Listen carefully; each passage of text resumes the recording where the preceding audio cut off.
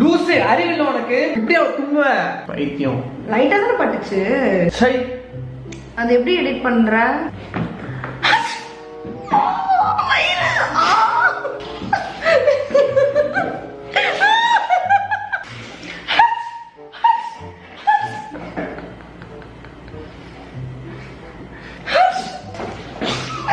Stupid guy.